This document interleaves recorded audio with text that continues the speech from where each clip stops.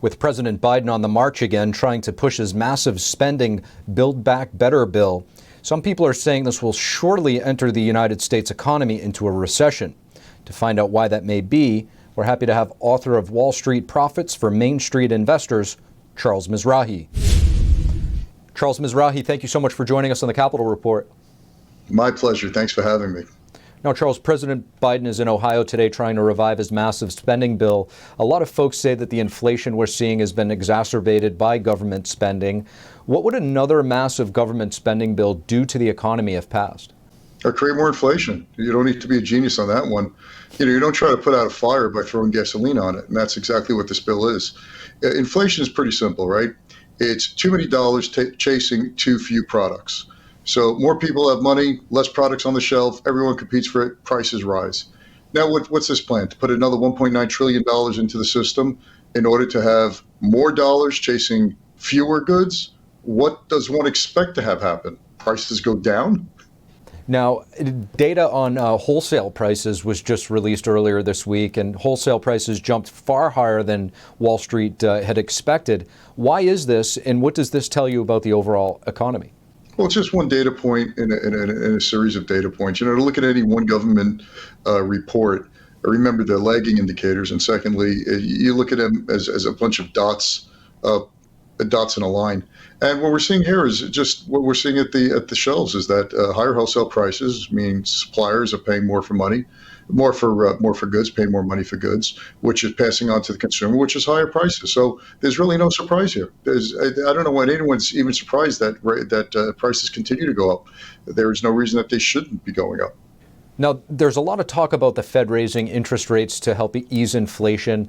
From your opinion, is that the be-all, end-all, or are there other ways that you think that could help ease inflation?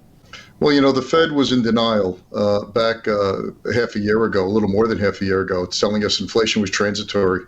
My gosh, any American could just go into a supermarket or go to fill up their car and they saw inflation right there, or try to hire workers and see that you can't pay minimum wage anymore because now you have to pay this guy instead of $15 an hour, $25 an hour because he has 14 offers down the block. So you didn't have to be a genius to figure it out. You just had to be just basically have a clear understanding of where things are going by walking out and seeing in the marketplace. Fed didn't do that. Fed said basically inflation was transitory. Stop. Don't worry about it. We got this under control. They finally admitted just recently that, no, we don't have it under control. So you know what we're going to have to do? We're going to have to raise interest rates. And now it's a little bit too late because the balancing act here is if they raise rates too far and too high and too soon, you have the risk of putting the country into recession. And nobody wants to go there. Now, Charles, retail sales spiked in January. People are spending. Do you have any read on what this tells us about the economy and why people are eager to spend right now? Well, look, try to guess one data point. I'm not the guy for that because it's too small a data point. We had a whole bunch of reasons I saw for this uptick. One was COVID was simmering down, and so people were getting out more. They were spending more on goods and not services. But we don't need to split hairs. We can look at 10,000-foot view. From what I'm seeing, is the average American is paying $300 or so more per month on expenses for food and energy. Now, if you live in New York, you're paying a hell of a lot more. My electric bill and my gas bill will almost double. So you're paying a lot of money.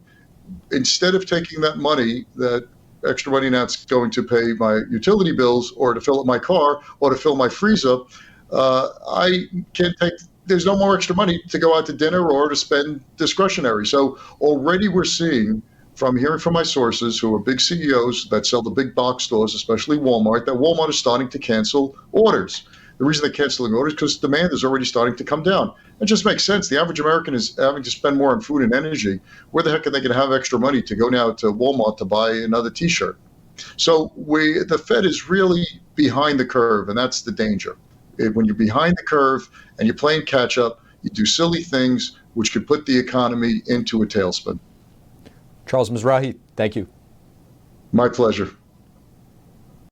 Hillary Clinton is back in the spotlight today, but not just for her comeback speech. As the John Durham probe continues, how will the two play out? NTD's Iris Tao has more. Clinton!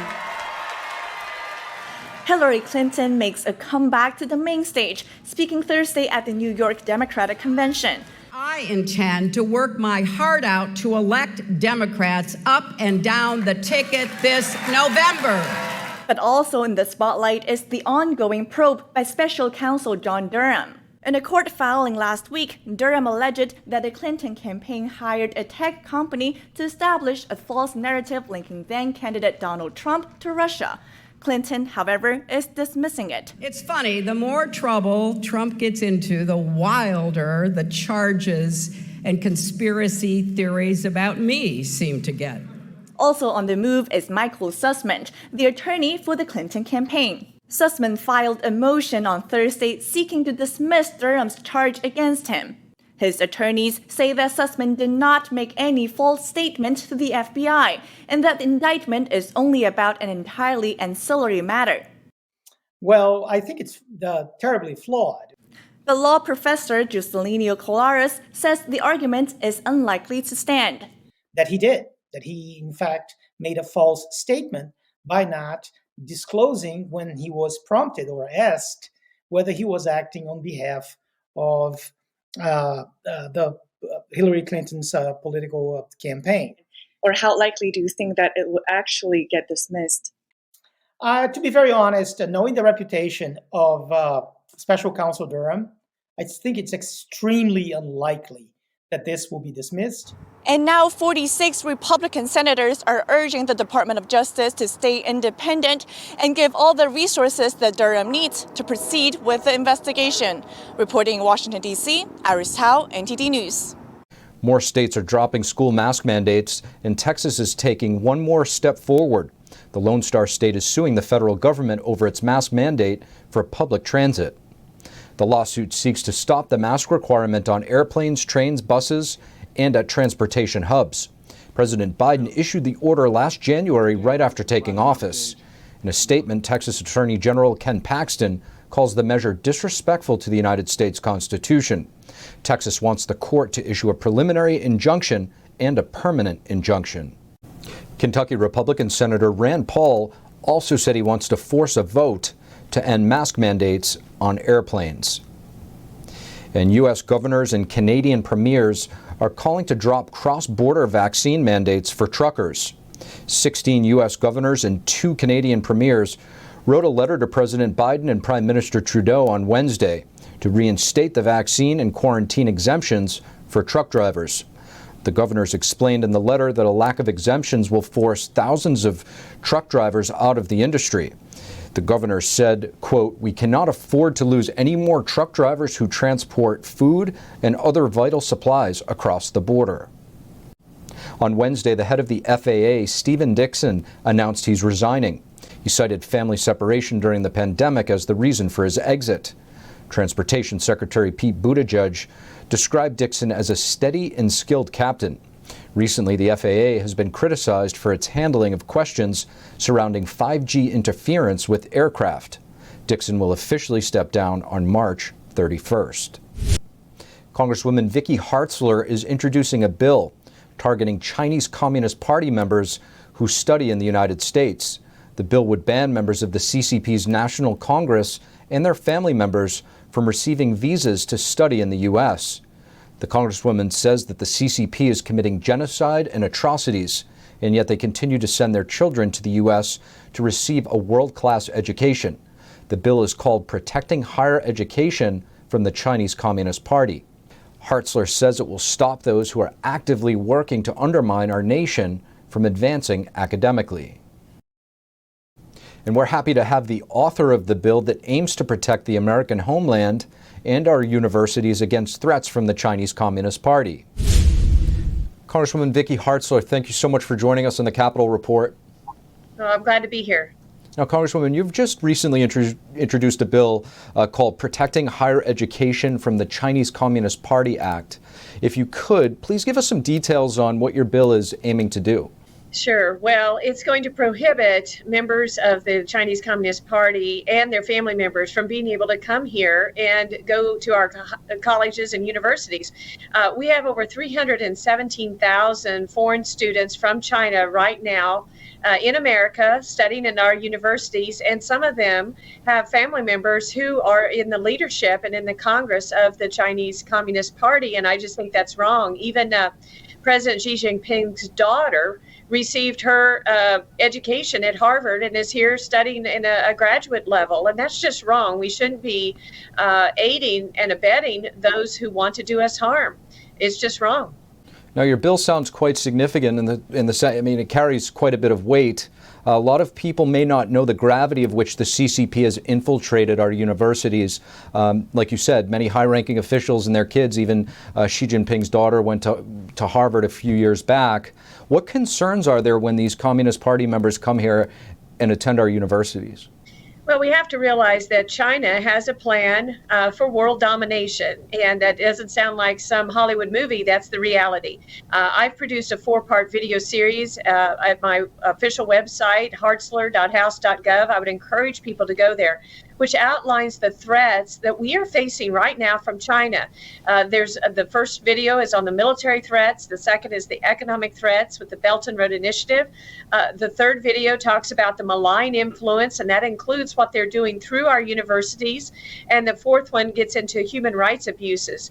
But one thing they're doing on our university campuses is certainly just getting a very high-class education in the sciences, in the fields where they're going to go back and use that knowledge to create weapons that would be used against us. And it just doesn't make sense for us to be providing them with this world-class education when they would use it for purposes against our own best interest. But then also there's the concern of espionage. We have multiple examples of where students, Chinese students on university campuses, have stolen secrets. Several universities conduct classified research, and they have grants from the Department of Defense. Our own University of Missouri here in Columbia, Missouri, has some of those grants. So you have active research going on campus for our own national defense, and that you would have the potential of someone from China who gets a directive from back home that says, hey, we know where your parents are. You need to go get this thumb drive and, get some of that information and get it to us. Those things happen. Now, we're seeing more and more legislation aimed at the Chinese Communist Party lately. They can't be happy about this. I guess, have you heard from them at all? And what type of message is this sending? As we know, based on the Olympics, they care very much about how they're perceived on the world stage. Yes, they very much do. They want to give this perception that they are strong, that they are in control, and that, of course, they're an innocent country. But then, boy, you better watch out, because I'm a senior member of the Armed Services Committee, and we know some of their military capabilities and their plans. And they have even exceeded us in some areas. They shot a hypersonic missile test recently that was very, very concerning. And they have abilities in space and other capabilities. And that's why I've been fighting to rebuild our military to make sure that we can meet any threat and deter any threat. But I'm also a member of the Congressional Executive Commission on China. We produce an annual report on the human rights abuses, and I've been very vocal about their human rights abuses with the Uyghur Muslims in the Xinjiang province, plus their very, very heightened persecution against Christians now, where you have multiple pastors and Christians imprisoned, being tortured, churches being destroyed. And because of my outspokenness, the Chinese Communist Party sanctioned me, and I am very proud of that, actually, and I'm not going to be silenced. People need to know the threat, and so that we can deter it. Congresswoman Vicky Hartzler, thank you. Thank you.